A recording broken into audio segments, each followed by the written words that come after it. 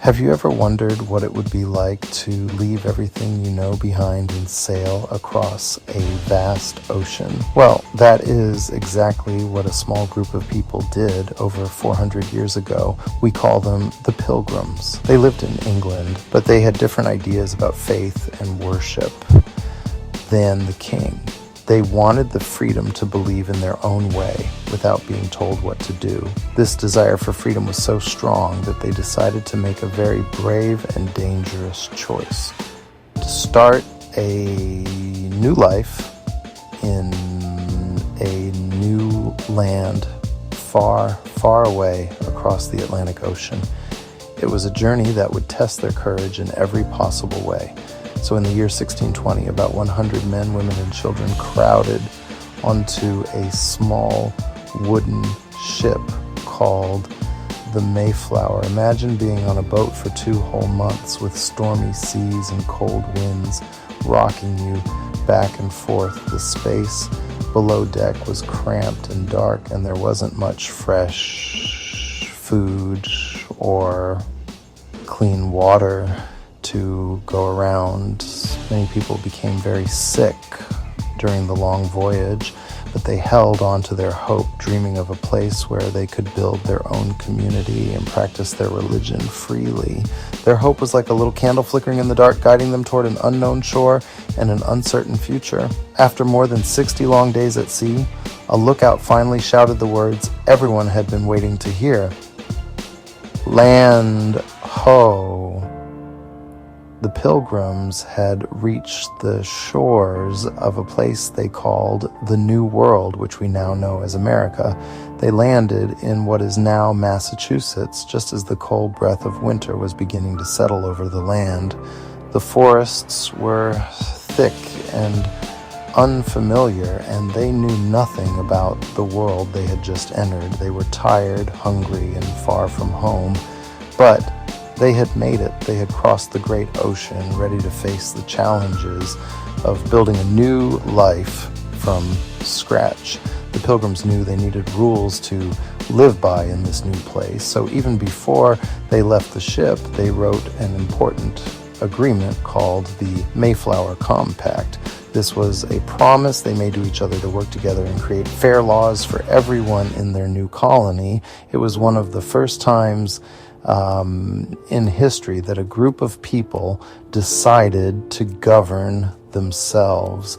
They were not just building houses, they were building a new society based on cooperation and shared responsibility. This simple document showed their determination to create a community where everyone had a voice, setting the stage for the incredible story that was about to unfold. The Pilgrims' arrival did not bring immediate relief. Instead, it marked the beginning of their greatest trial. They had landed as winter was tightening its icy grip on the coast of New England. The air was bitingly cold, and the ground was hard and frozen, making it nearly impossible to plant crops or build sturdy homes quickly. They had to stay on the Mayflower while some of the men went ashore to construct simple shelters. The conditions were harsh, and the small group of settlers was completely unprepared for the brutal reality of a North American winter. Now, their dream of a new beginning was met with a fight for simple survival against the powerful forces of nature. That first winter was a time of immense suffering and loss for the small colony, which they named Plymouth. Sickness spread quickly through their small community. Because of the long journey and the lack of proper food and shelter, many pilgrims grew weak. Diseases like pneumonia and scurvy took a heavy toll on the settlers, who huddled together in their cold, damp shelters trying to stay warm. Every day was a struggle to find enough food and to care for the sick. It seemed as if the cold and the darkness would never end, and their hopes for a prosperous new life began to fade with each passing day. The cost of that first winter was heartbreakingly high. By the time the first signs of spring began to appear, With birds returning and the ice starting to melt, the Pilgrim community had been torn apart by tragedy. Nearly half of the original 100 passengers who had sailed on the Mayflower did not survive. At one point, only a handful of people were healthy enough to care for all the others who were sick and dying. They buried their loved ones in the frozen ground, often at night, so that any watching eyes would not see how few of them remained. It was a time of deep sorrow and fear. Despite the terrible losses, the surviving Pilgrims did not give up. Their faith and their promise to one another kept them going. They believed they were being tested, and they held on with incredible strength and determination. As the snow finally melted and the days grew longer, they knew they had to find a way to make this new land their home. They had survived the worst of the winter, but they were still weak, hungry, and alone in a vast wilderness. They desperately needed help, and thankfully, help was much closer than they could have ever imagined. The few who were left stood together, ready to face an unknown future. Long before the Mayflower ever crossed the ocean, the land the Pilgrims now called Plymouth was home to a proud and thriving community of Native Americans. They were the Wampanoag Nation, also known as the people of the first light, because they were the first to see the sun rise each morning on the eastern coast. For thousands of years, their ancestors had lived in this region in harmony with the seasons. They knew the forests, the rivers, and the coast like the back of their hands. Yeah, they had their own rich culture with their own government, traditions, stories, and deep spiritual connection to the earth that provided for them. The Wampanoag lived in villages made up of homes called wadis. These were dome-shaped houses made from saplings and covered with bark or woven mats, which kept them warm in the winter and cool in the summer. They were expert farmers, hunters, and fishermen. The women cultivated fields of corn, beans, and squash. 3 important crops they called the Three Sisters. The men hunted deer and other game in the dense forests and fished for cod, bass, and eel in the rivers and ocean. Their lives were guided by the changing seasons, and they had a deep respect for the natural world, understanding that they were a part of it, not separate from it. However, the arrival of European ships before the Pilgrims had brought great tragedy to the Wampanoag. These earlier explorers and traders carried invisible dangers, diseases to which the Native Americans had no immunity. Sickness swept through the coastal villages, and in the years just before the Pilgrims arrived, tens of thousands of Wampanoag people perished. Entire villages were wiped out, leaving behind empty homes and abandoned fields. This great tragedy weakened the Wampanoag Nation and changed the balance of power among the different Native American tribes in the region. The world they had known for generations was suddenly and sadly altered forever. The leader of the Wampanoag at this time was a wise and powerful sachem or chief named Massasoit. He ruled over a large territory that included the land where the Pilgrims had settled. Massasoit was a thoughtful and strategic leader who was worried about the future of his people. The devastating diseases had left his tribe vulnerable to their rivals, the Narragansett tribe, who had been less affected. When Massasoit saw the small, struggling group of English settlers, he did not immediately see them as a threat. Instead, he saw a potential opportunity. An alliance with these newcomers and their powerful weapons could help protect his people. Just when the Pilgrims were at their lowest point, a Native American man walked boldly into their settlement and surprised them by speaking to them in English. His name was Samoset, and he had learned some of the language from English fishermen. He soon returned with another man whose story was one of the most incredible of all. His name was Tisquantum, but we know him today as Squanto.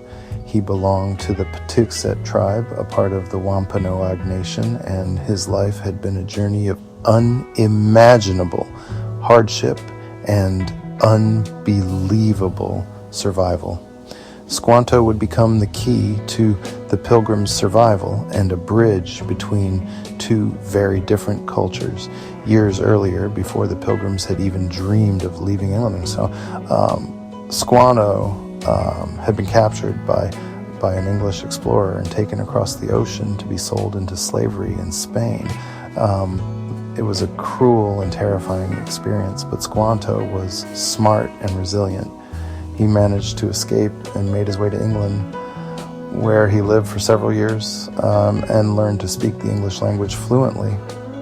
He longed to return to his home and his people, and eventually he found a way to travel back to North America as a guide on another expedition. His journey had taken him across the world and back again.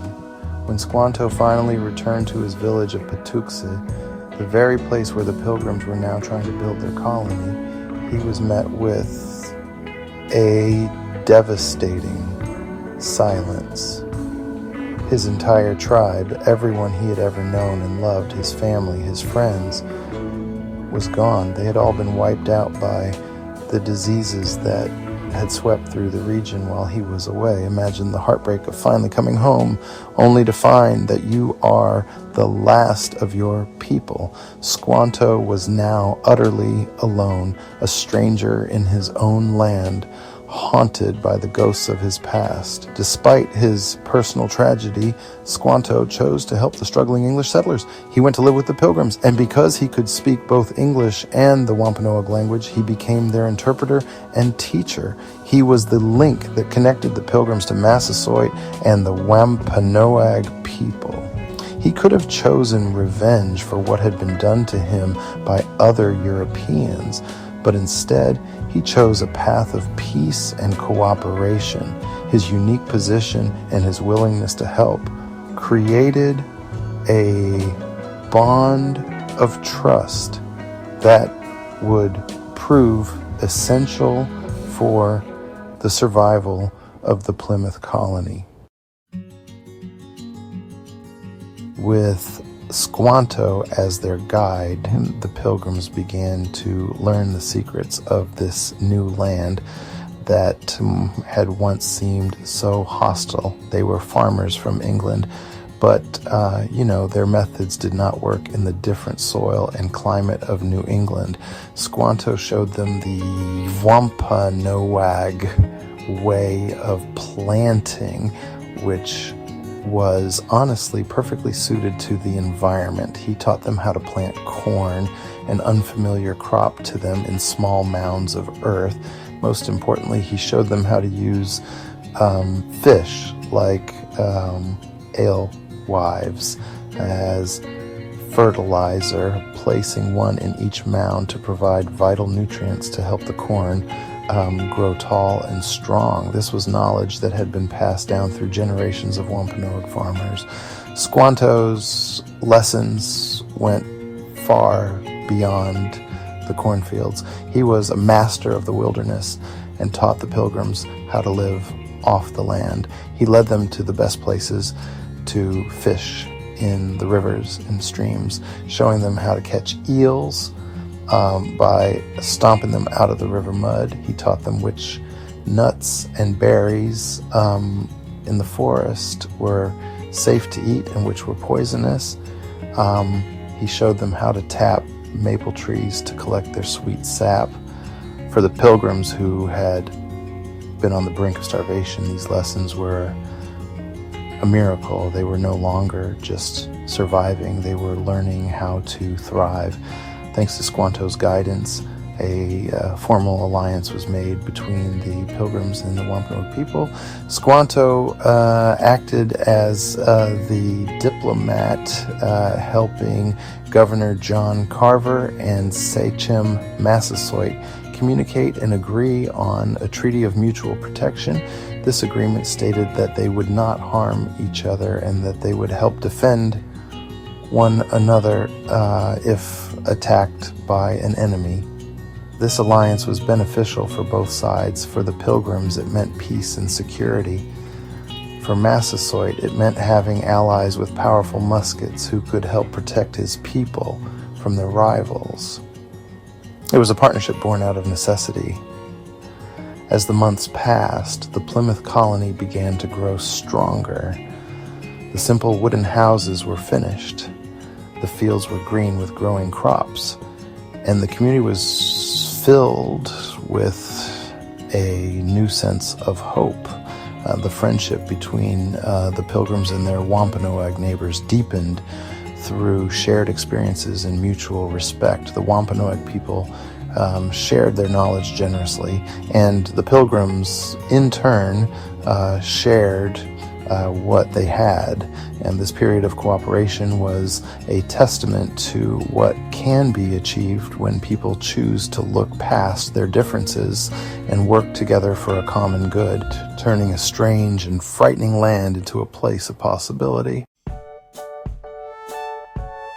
As the summer of 1621 faded into autumn, the Pilgrims looked out upon their fields with a sense of wonder and deep gratitude. The corn stood tall and golden, the beans were plentiful, and the orange squash dotted the fields. Their first harvest in the New World was a success, and it was bountiful beyond their wildest dreams.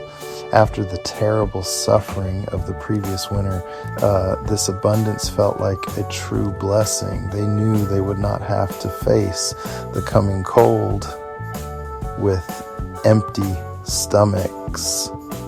They had enough food to last them through the winter, and for the first time, they felt secure in their new home. The governor of the Plymouth colony, William Bradford, decided that they must celebrate this incredible turnaround. He wanted to organize a special harvest festival to give thanks for their good fortune. This was not just about celebrating the food, it was about celebrating their survival. They had overcome so much: the dangerous ocean voyage, the brutal winter, the sickness, and the fear. This feast would be a moment to pause and recognize the hand of friendship that had been extended to them. It was a time to rejoice in the new life they were building and to give thanks for the peace and plenty they now enjoyed, to show their gratitude and to honor the alliance that had made their survival possible. The Pilgrims invited their Wampanoag friends to join them in the celebration. Governor Bradford sent an invitation to the great Sachem Massasoit. The Wampanoag leader arrived for the feast not alone, but with 90 of his men. The Pilgrims, who numbered only around 50 men, women, and children, were likely surprised by the large number of guests, but they welcomed them warmly. This gathering was more than just a meal. It was a diplomatic event, a symbol of the peace and cooperation that existed between the two communities. This coming together of two vastly different cultures was a remarkable moment in history. Imagine the scene: the small, simply dressed group of English settlers and the large, powerful contingent of Wampanoag warriors, all gathering together in the small Plymouth settlement. They did not share a language, a religion, or a way of life. Yet, for a brief moment in time, they shared a sense of community and a feeling of mutual respect. The Harvest Festival was a powerful symbol of hope, showing that people from different worlds could find common ground and share in the simple, universal joy of a good harvest. The celebration we now call the first Thanksgiving was not just a single dinner, it was a festival that lasted for 3 full days. It was a time of feasting, games, and shared company.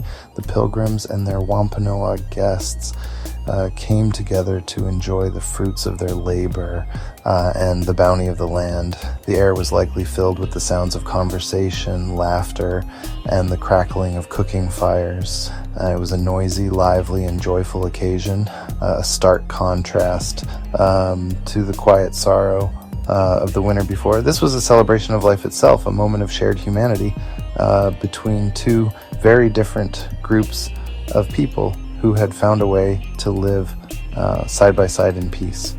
The menu for this feast looked very different from the Thanksgiving dinners many of us enjoy today. There was no pumpkin pie, cranberry sauce, or potatoes, as sugar and potatoes were not available to the Pilgrims. Instead, the tables were loaded with food that was hunted, gathered, and harvested from the surrounding land and sea. When Massasoit and his men arrived, they generously contributed to the feast by bringing 5 deer they had hunted. So venison was a main course, along with wild fowl like ducks, geese, and possibly wild turkey, which were plentiful in the area. The feast was a true taste of New England in the 17th century. Beyond the meat, the feast included a wide variety of other local foods. The Wampanoag and Pilgrims shared dishes made from their successful harvest, including corn, which might have been served as bread or porridge. They also ate beans, squash, and other vegetables from the gardens. From the sea, they enjoyed an abundance of seafood like lobster, clams, mussels, and eels. They also had nuts such as chestnuts and walnuts and wild fruits and berries that they had gathered from the forest. It was a true farm-to-table and forest-to-table meal, a testament to the richness of the land they now shared. The 3-day festival was about more than just eating. It was also a time for entertainment and diplomacy. The Pilgrims demonstrated their military skills by firing their muskets into the air, showing their Wampanoag allies their strength. In turn, the Wampanoag men may have showcased their own skills through traditional dances, songs, and athletic contests like wrestling and foot races. It was a cultural exchange, a chance for each group to learn a little more about the other. For those 3 days, the Pilgrims and the Wampanoag were not just allies, they were neighbors sharing a moment of peace and celebration. The peace and friendship celebrated during that 1621 Harvest Festival were, sadly, not destined to last forever.